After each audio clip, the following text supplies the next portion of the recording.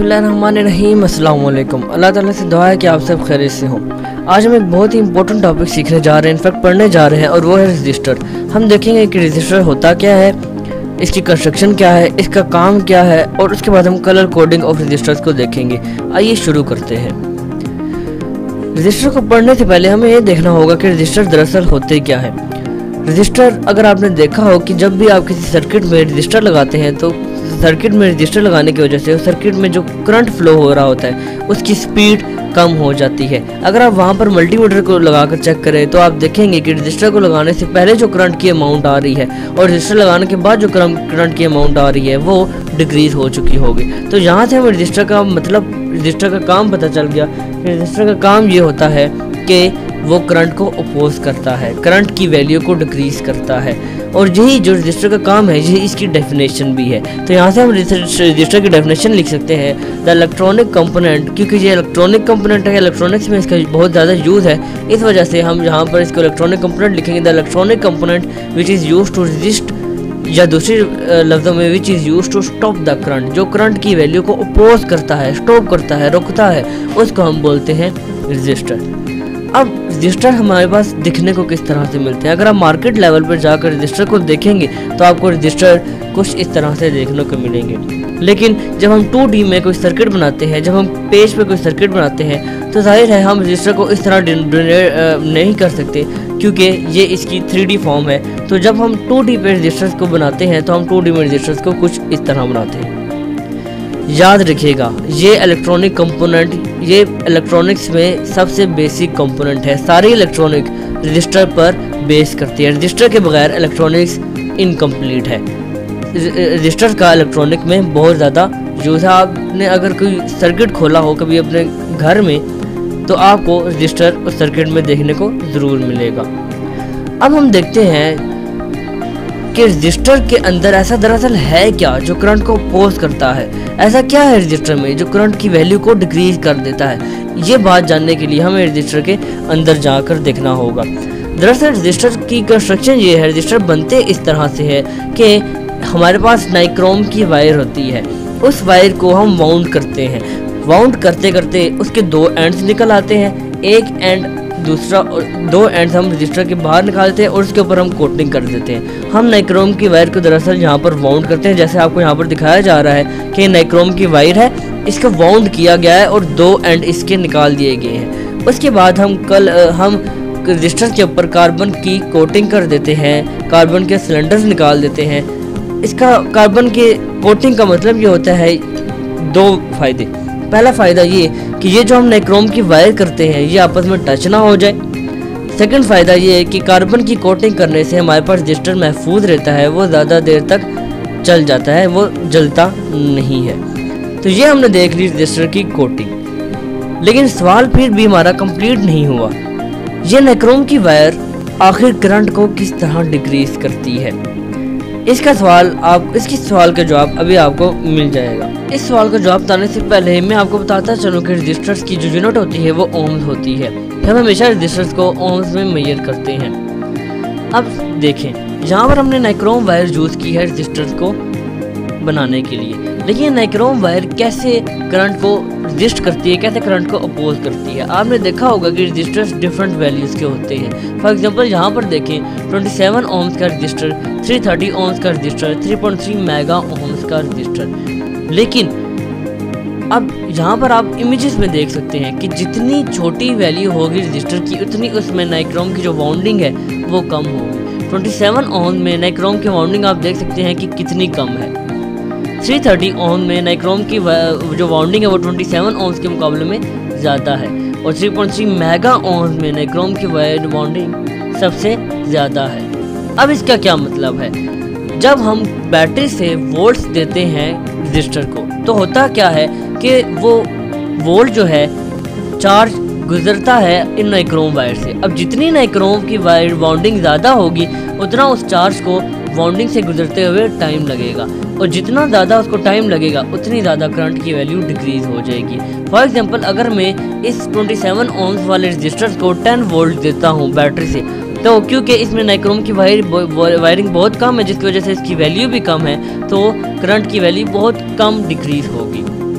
इसके मुकाबले में अगर मैं 330 ohms को 10 वोल्ट देता हूँ, क्योंकि यहाँ पर नाइक्रोम की वैल्यू 27 ohms से ज़्यादा है, इसकी वैल्यू भी ज़्यादा है, तो यहाँ पर करंट की वैल्यू ज़्यादा डिक्रीज होगी। और 3.3 मेगा ओम, क्योंकि यहाँ ये मेगा है, इसमें सबसे ज़्यादा नाइक्रोम की बाउंडिंग है, तो यहाँ पर जब मैं 10 वोल्ट दूंगा तो यहाँ पर करंट की वैल्यू बहुत ज़्यादा डिक्रीज होती है, आपको दिखाई देगी। तो इस तरह रजिस्टर करंट की वैल्यू को डिक्रीज करता है। फाइनली अब हमने रजिस्टर्स पढ़ लिए और उनकी कंस्ट्रक्शन भी देख ली। अब हम देखेंगे कलर कोडिंग इन रजिस्टर। अब रजिस्टर्स हमारे पास आपको मालूम है कि इस तरह से देखने को मिलता है। अब रजिस्टर की वैल्यू हमें कैसे मालूम हो, इसके दो मेथड होते हैं। एक तो कलर कोडिंग होती है और दूसरी हम डिजिटल मल्टीमीटर से नोट्स उसकी दो नोट्स को इसकी दो एंड्स पे लगा कर चेक कर सकते हैं कि इसकी क्या ओम है, कितने ओम का ये रजिस्टर है। अभी यहाँ पर हम कलर कोडिंग को सीखने जा रहे हैं।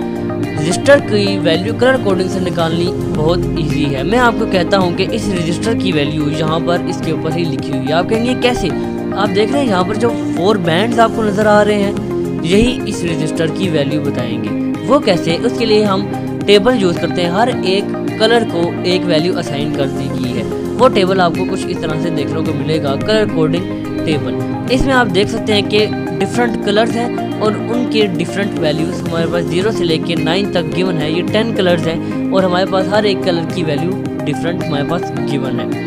अब जहाँ से हमने कलर कोडिंग देखनी है, अगर आपको कलर कोडिंग रजिस्टर की मालूम करनी है तो उसके लिए आपके ध्यान में ये टेबल याद होना चाहिए। अब सवाल ये पैदा होता है कि हम स्टार्ट कहाँ से करें, जहाँ से स्टार्ट करें या जहाँ से स्टार्ट करें। तो हमें हमेशा याद रखिएगा जहाँ से स्टार्ट करना है। उसकी वजह ये है कि आप देखेंगे जब रजिस्टर को, तो रजिस्टर के जो लास्ट बैंड होगा, एक ये लास्ट बैंड बनता है और एक ये लास्ट बैंड बनता है।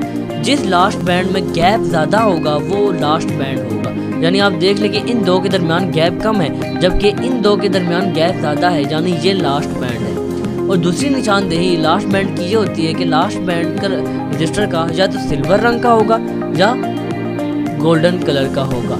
हमेशा या सिल्वर कलर का होगा या गोल्डन कलर का। तो यहाँ पर गोल्डन कलर का है, तो हमने हमेशा इसके ऑपोजिट से नंबरिंग स्टार्ट करनी है। यहाँ से हम इसकी कलर कोडिंग देखना स्टार्ट करेंगे। सबसे पहले आप देख रहे हैं कि ग्रीन कलर है। अब ग्रीन कलर को हम टेबल में देखेंगे। ग्रीन कलर को कौन सी वैल्यू असाइन की गई है? जी, ग्रीन कलर को 5 असाइन किया गया है, यानी ग्रीन की जगह हम 5 लिख सकते हैं। उसके बाद ब्लू कलर है। ब्लू कलर को कौन सी वैल्यू असाइन की गई है? जी, ब्लू कलर को 6 वैल्यू असाइन की गई है, तो ब्लू की जगह हम लिख देंगे 6। यहाँ पर मैंने लिख दिया ब्लू की जगह 6। अब रेड को क्या वैल्यू असाइन की गई है? जी, रेड को 2 वैल्यू असाइन की गई है। अब यहाँ पर आपने गौर करना है, यहाँ पर मैं 2 नहीं लिखूंगा। यहाँ पर रेड की वैल्यू तो 2 है, लेकिन तीसरे बैंड मल्टीप्लायर बैंड होता है, तो इसकी जगह जितना नंबर होगा, क्योंकि यहाँ पर रेड है, रेड का नंबर 2 है, तो जितने नंबर होंगे उतने हम यहाँ पर जीरोस लगा देंगे। तो यहाँ पर 2 है तो हम 2 जीरोस लगा देंगे। ये हमारे पास इस रजिस्टर की वैल्यू आ गई। फर्स्ट बैंड जो वैल्यू होगी हम एज इट इज़ लिख देंगे, सेकंड बैंड जो वैल्यू होगी हम एज इट इज़ लिख देंगे, लेकिन जो थर्ड बैंड होगा उसकी जो वैल्यू होगी उतने हम जीरोस लगाएंगे। थर्ड बैंड को याद रखिएगा मल्टीप्लायर बैंड कहा जाता है। अब लास्ट बैंड हमारे पास रह गया। हमेशा लास्ट बैंड या गोल्डन कलर का होगा या सिल्वर कलर का होगा। हमारे केस में गोल्डन कलर का होता है। लास्ट बैंड जो हमारे पास होता है वो टॉलरेंस को डोनेट करता है, टॉलरेंस को इंडिकेट करता है। जहाँ पर गोल्डन है, याद रखिएगा गोल्डन कलर की जो टॉलरेंस वैल्यू होती है वो ±5% होती है, और सिल्वर की जो टॉलरेंस वैल्यू होती है वो ±10% होती है। तो यहाँ पर गोल्डन है तो इसकी टॉलरेंस वैल्यू में लिख देता हूँ ±5%। अब इसका क्या मतलब है? ±5% टॉलरेंस का मतलब ये है कि इस रजिस्टर की वैल्यू 5600 है।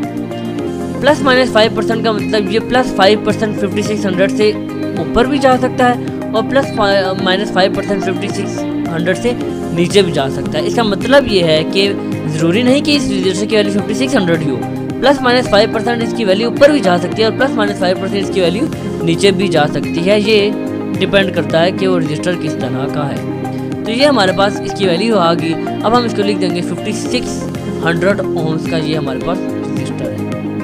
जब अगर हम इसको और सिंप्लीफाई करके देखें तो साइंटिफिक नोटेशन आपने पढ़ा, पॉइंट इस वक्त जहाँ पर गिवन है, पॉइंट को फर्स्ट नॉन जीरो डिजिट के बाद लेकर जाना है। तो 1 2 3, यहाँ पर फर्स्ट नॉन जीरो डिजिट 5.6 आ जाएगा। 5.6 और 0.3 डेसिमल पार्ट इस तरफ मूव कर रहा है तो 10^3 होता है। 1000 को हम किलो लिखते हैं तो इसको मैं लिख सकता हूँ 5.6 किलो ओम्स का ये हमारे पास रजिस्टर गिवन है। तो स्टूडेंट्स इस तरह हम कलर कोडिंग इन रजिस्टर्स को देखते हैं। आइए एक और एग्जांपल देखते हैं। एक और रजिस्टर हमें इस तरह का गिवन है। अब आप बताएं कौन सा बैंड फर्स्ट बैंड होगा, गोल्डन या फिर ब्राउन?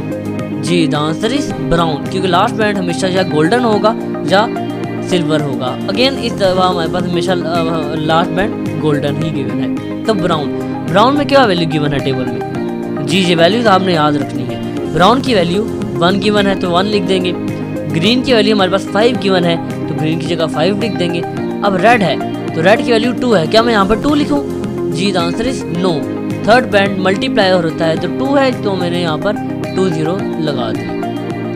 और अगेन लास्ट बैंड टॉलरेंस का होता है ±5% क्योंकि ये गोल्डन है तो इसकी वैल्यू हमारे पास होगी 1500 ओम।